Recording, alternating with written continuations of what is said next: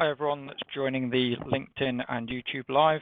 Just wanted to do a quick audio check and make sure that you can all hear me. If you're in the chat at the moment, if you can give me a comment just to say that the sound is coming through okay, that would be useful, thank you.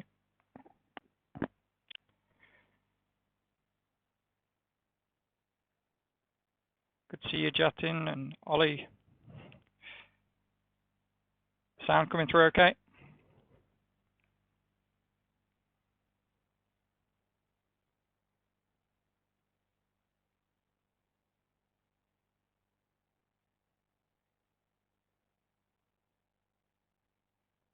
Good stuff, thanks Ollie. Okay, in that case, we're going to get started. We're going to go through today how to stay safe during this lockdown period.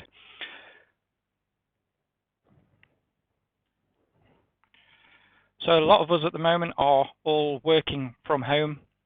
This kind of situation, we're on our computers and we're probably spending more time on social media than we normally would.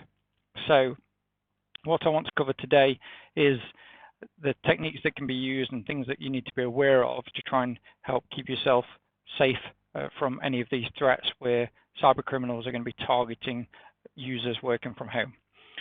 Particularly, there's been a huge increase over the last couple of weeks in video conferencing solutions. So not particularly Skype for Business hasn't risen too much, but Microsoft Teams and Zoom have seen a huge influx of additional users over the last couple of weeks. And so that has given a very clear target for cyber criminals to try and attack and to try and exploit users in new ways. Particularly today, I'm going to look at Zoom and how to secure Zoom better. The big issue at the moment we've seen with Zoom, there was obviously an exploit talked about yesterday in the press regarding Zoom and a malicious link being able to give the attacker some information like your username and your hashed password for Windows. So relatively speaking, this is fairly low risk. It does mean that if an attacker wanted to try and steal a copy of your password whilst in the same meeting with you, they could send a malicious link that you would need to click on and that information would get sent. So you've got to be mindful that you're in a room with people you trust. Also be cautious of links being sent in the chat facility as well. And I would imagine because of that news hitting yesterday, Zoom will probably be working quite hard to try and get that rectified, and it shouldn't actually be a difficult fix. In reality, we've seen that same technique used across email clients for years, so it's not a new attack, it's not a new vector, it's just been used in a slightly different way. One of the other things that I wanted to cover was Zoom bombing. So you may have heard of the Zoom bombing, which is basically where somebody can jump into an existing Zoom meeting ID as they've found it on the internet or they've guessed it. And this could happen either deliberately or accidentally.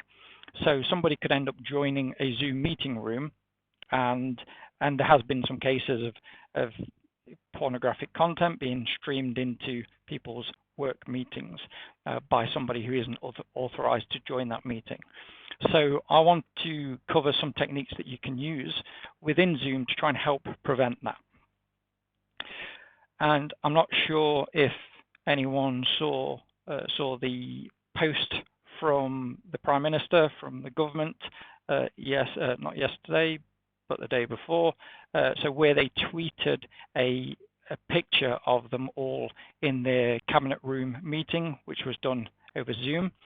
And you might be able to see at the top left-hand corner, so you can see everybody that was in the meeting in attendance, but in the top left-hand corner, you can also see the Zoom meeting ID clear as day.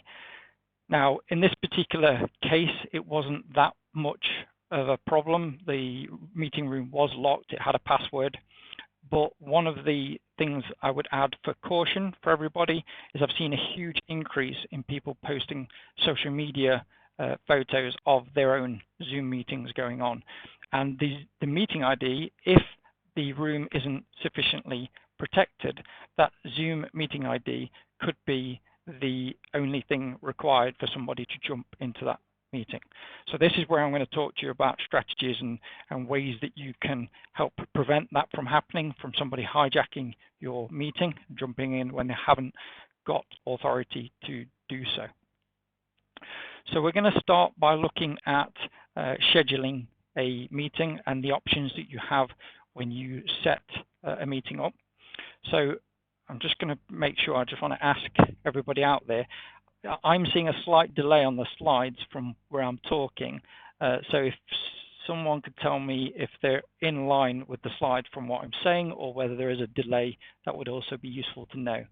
But we're definitely on that slide now. So scheduling a new meeting in Zoom, you have some options that you can use within this screen. One of the things that I would advise is that you generate a meeting ID automatically, as opposed to using a personal meeting ID. The reason for that is that if you use a personal meeting ID for regular meetings, so let's say you have either a daily catch-up or a weekly conference with your colleagues, then that personal meeting ID will end up getting out and known by more than a select group of people. And what that means is that if somebody either accidentally or deliberately tries to join that personal meeting ID and it's not sufficiently locked down, somebody could be jumping onto a meeting at the wrong time and end up in jumping onto your conversation. So just to be mindful of that as well. Sorry, just one second. Kind of lost my LinkedIn live stream. Okay. So yeah, just be mindful of that. The other thing to note as well is that you should specify a password for every time somebody wants to join the meeting. So you can see in the middle of the screen, we've got require meeting password, and make sure that you have that ticked and make sure that it is requested. Now, when you send a link out to somebody for joining a Zoom meeting, it actually embeds the password into the link.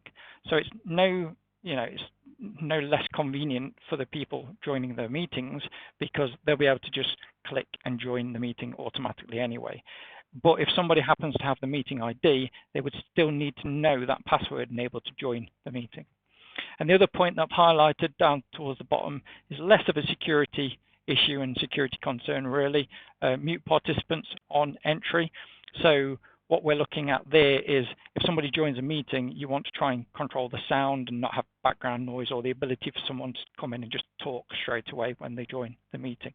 That's more to do with the orderly fashion of which you'll control a Zoom meeting than security. The other aspect as well with Zoom, and one of the functions that I would definitely encourage you to look at, is locking the meeting room once you're in it.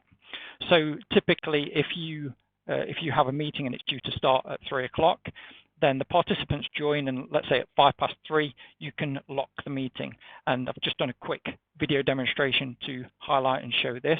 It's within the participants panel. You just click More and hit Lock Meeting, and then it will say no new attendees can join after you've locked it. And at the top of the bar, you'll then be able to see a notification saying that the meeting has been locked. If you want to let people into that meeting after the fact, you can then go back to the same setting and unlock the meeting. People can then rejoin or join into the meeting if they didn't get there on time. But that one facility there is a very good way of making sure that only people that were destined to be in that meeting are able to join the room. So it's a good tip. Another thing that I'd strongly recommend that you do is that you enable the waiting room within the profile settings. So if you were to log into your account, and this is for free accounts, not just professional accounts, you can do this with any free account. If you log into your account and go to your profile and settings, there is a waiting room option, which is kind of halfway down the page, and I would encourage you to switch on the waiting room. What that will do is it will mean that anyone who joins the meeting won't automatically enter the room. They'll be in a waiting room, a holding area first, which allows the host to then permit them entry to the room.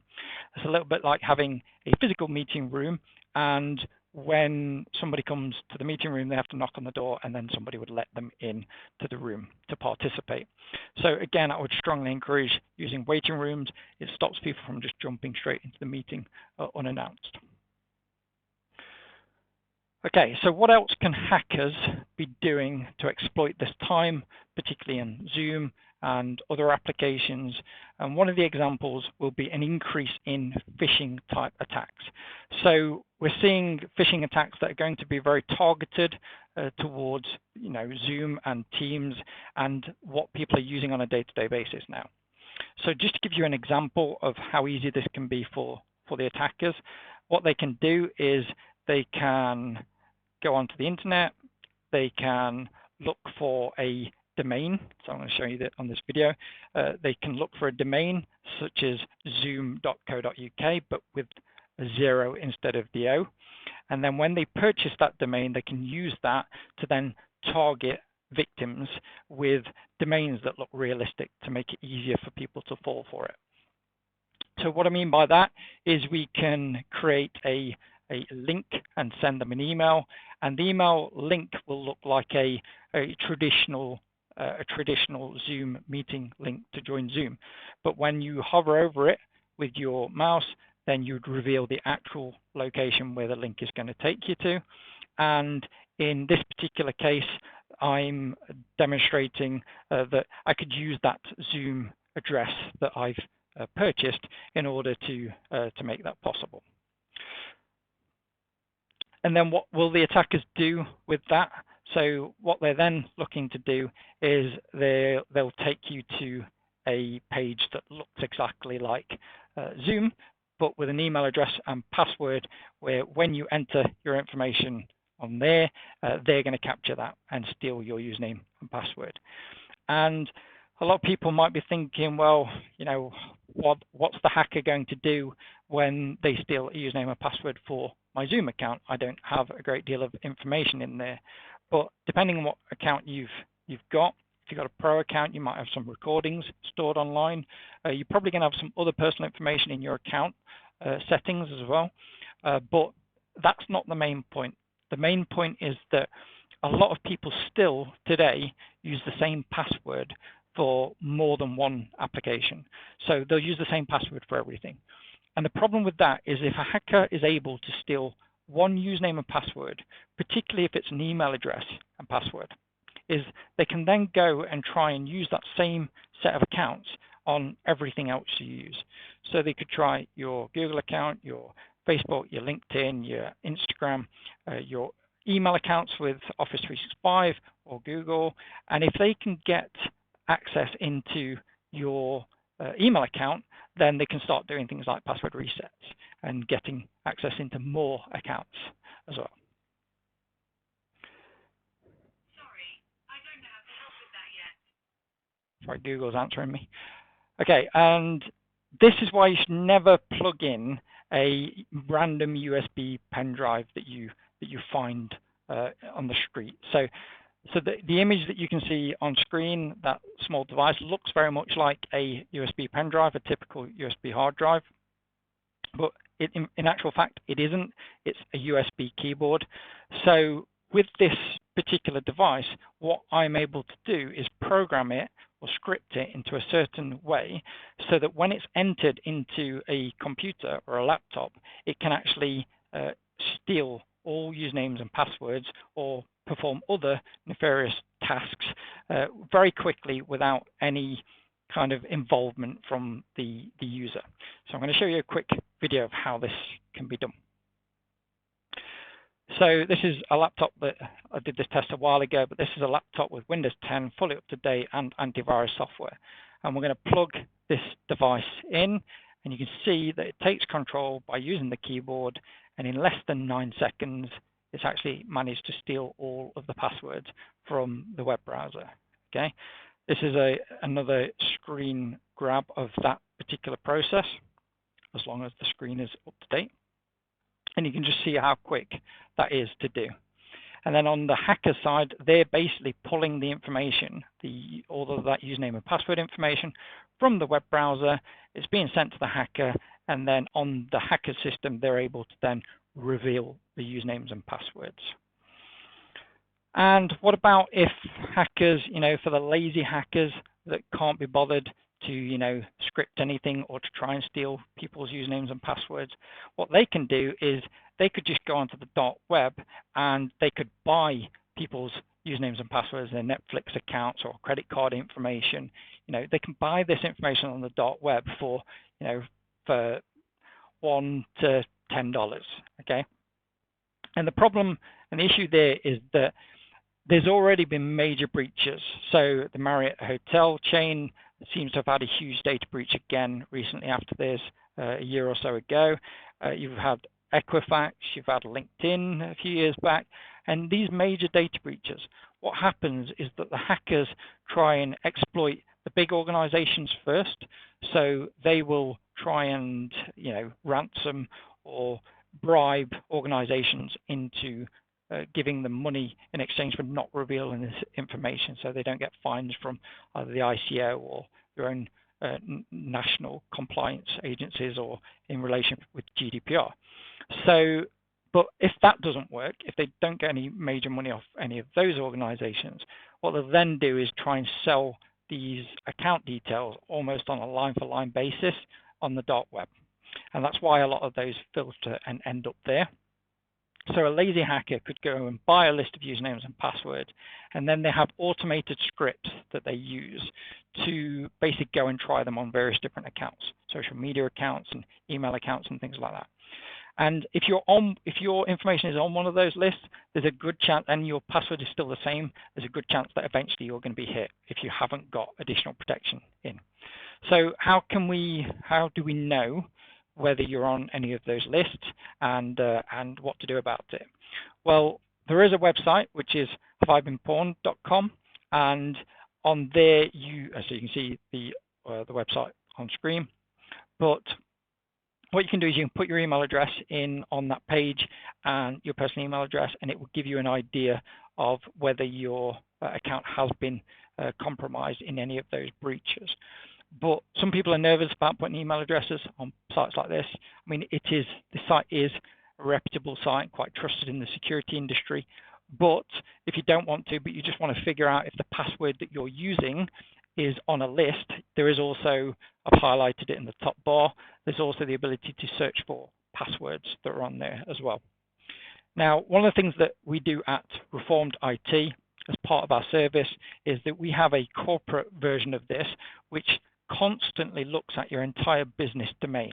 So we check every single day automatically to see if any dark web information has been stolen. Usernames, passwords, credit card information, account details, personal information, and we basically keep our customers constantly informed as to whether there's been any new breaches highlighted. So nobody has to keep going back and checking something. And we also can tell you what the password is that's been revealed, which is really important because some people see these issues and they were breached years ago, but they have no idea what password they used, whereas we will give you an indication as to what that password is, so you will know whether you've got a weakness in your systems. And particularly from a business point of view, you can establish who within your organization is a potential risk as well, because their passwords have been compromised, and if they're still using those passwords, then they're putting the business at risk. So that's something that we can offer free of charge if anybody does want as a test, so we can tell you within your business whether you've got any passwords that have been compromised. If you get in touch with me afterwards, then I will let you know if you want that. So another thing that for when we all get out of this lockdown situation and we're back traveling and going on trains and planes, one of the things that I've noticed is that, particularly if I get on a train to London, and particularly in first class, is that you will see business users come in, they get their laptops out, they open the lid for the laptop, and I know that within 30 seconds to a minute, they're going to be typing their password into that system. okay?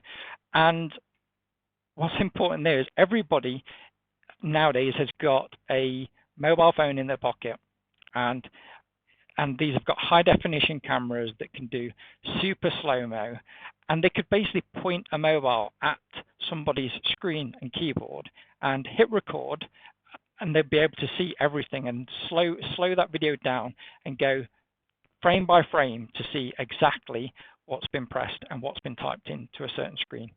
So it can be that easy for somebody to steal information from you. But what a lot of people don't realize is from how far away it's possible to steal information. So basically, this is a photo that I took whilst I was in New York with my wife a couple of years ago, and I was out looking in the distance and seeing an office across the way, and I said to the wife as she was sipping a cocktail and enjoying the rooftop bar, I'm like, I reckon I could see into that office over there with my Nikon Coolpix P900 camera, which I subsequently ran down to the room to go and grab just to test the theory out. And as I pointed the camera and started to zoom across towards the office, you start to get the idea that you can see right into that person's computer who's got monitors facing out into Manhattan, and you can pretty much read their email subjects and who they come from. And the guy came back, and that's kind of long distance shoulder surfing where he was doing his financial report for his board. And that's how far away we were when we were taking those pictures. So how can we choose some great passwords? So one of the things that you can do, or one of the things I would always advise, is that each password needs to be completely unique. Okay, you can't use the same password for different things. Each site needs to have a different password. You should use a password which has got a combination of upper and lowercase letters, numbers and symbols, and I'm sure you've been told that before. And I would stress that passwords should be a minimum of 15 characters if it's possible to do so. Some websites or applications make that difficult at times. But how do we choose great passwords and have unique passwords for every single site? So the easy option, the easy way of doing that is to use a password manager, such as LastPass, but there are plenty of other options out there. The good thing about a password manager is what that will do is it will store, it will create random passwords for you which have no correlation with a word, and save it so that when you go back to the site, it's captured it and you don't have to type it in, which is an advantage that nobody can see you type that in, and keyloggers can't detect it as you type passwords in onto an application. So password managers have more than one benefit of remembering your password. It means that you don't have to type it in, and that's a much better option than storing passwords into web browser, built-in web browser functions as well, which are quite easy to pull out for hackers and get that information from your browser. The other thing I train or educate people about is if you don't want to use a password manager because you don't trust it or whatever, then you can always use this method, which is to come up with a password formula. So let's say, for example, you need a password for Amazon, Office 365, and Facebook. We can start with a memorable base password. What we mean by that is you're going to choose a password that you are going to use over and over again, but we're not finished there. We're going to make some other changes to it, but something that you can consistently remember, but it has to be good to start with. And a tip on that is you could potentially use an address, a full address. That doesn't have to be your current address. It could be the address you grew up in. It could be a work address. Any kind of address that's memorable to you is quite good because it has typically a number in it. You can use capitalization in words that are normally capitalized. And then your postcode is as you'd write your postcode as well, which is a real random mix of letters and numbers. So that forms your base password. And then what we're going to do is, because that's already quite good, it's already complex, but it needs to be unique for each site. So then what I recommend is using something, some element of each application that you're going on to. So for example, with Amazon, we could use the first and last letter of Amazon, Office 365, we could use the first and last letter or number in that case, and same with Facebook. Now, what you're able to do then is encase the password into variable parameters that mean that every single password is now unique and different, and then just throw on a symbol for good measure as well. And the thing with this is it's to build a formula. You don't have to use that exact formula. You could take the first and last letter, the first and second letter. You could count how many letters are in the word. You could do all sorts of different techniques to build this password. But the idea is to make sure that you're not making it simple for the hackers stealing one password and then gaining access to everything. You want each password to be unique, and most of the hackers are scripting these techniques, which means that when they steal one of your passwords, they're not randomly going around and trying it manually on each account. They get computers to do this automatically for them. So this would already stop those automated scripts from trying your same password on different accounts. And then the one thing, I've said this repeatedly, but throughout my time on LinkedIn posting security stuff, two-factor authentication or multi-factor authentication is an absolute must. You almost need to assume that your password has already been stolen, that your password is already vulnerable. Realistically, passwords need to disappear. They need to no longer exist. So you need to act as if it's already been stolen. And if somebody has your username and password already, and they can just type that into a website or an application and gain access to your account, that leaves you really vulnerable. So what you need is multi-factor authentication or two-factor authentication. And with that, at least it will need something else like a mobile phone or a token, a number or something that you would need to add on as well for you to be able to log into that account. So that will help to keep you safer. It's not completely bulletproof. I have also got a video on LinkedIn of me getting around two-factor authentication for LinkedIn and actually still getting in somebody's account even when they've got 2FA enabled. So it's not bulletproof, but it's a much better option than not having it enabled in the first place. Hopefully that's been useful to everyone that's joined.